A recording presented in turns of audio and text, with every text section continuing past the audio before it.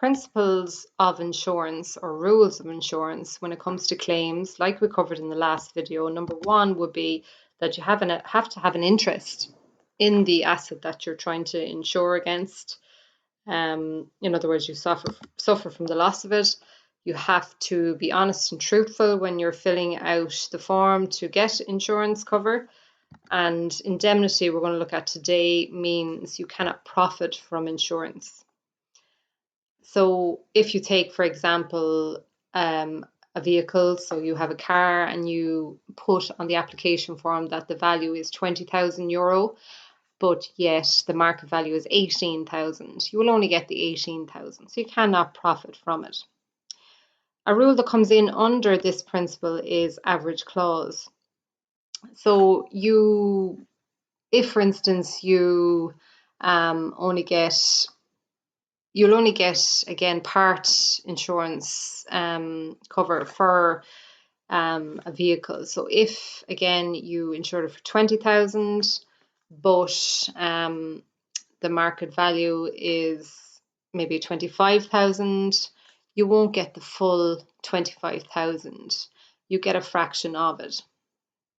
So if you underinsured in particular, and where those circumstances arise is if you're trying to reduce the premium on your car or your house, and for instance you say your house is worth 200,000 but it's not, it's worth 300,000, and you're only insuring it for 2/3 of the value, then you'll only get 2/3 of the loss also.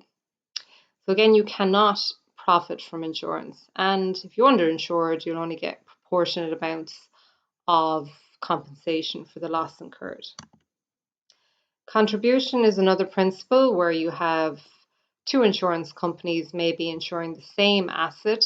So if you take, for example, a mobile phone and you have it covered under your house insurance, but also under a separate mobile phone insurance, and it gets stolen in the house and you try and claim, the house insurance will pay half, but the phone insurance will pay the other half. So you can't get compensation from both. So you cannot again profit. If you think about indemnity, it's similar where you have contribution here, the two of them would pay half.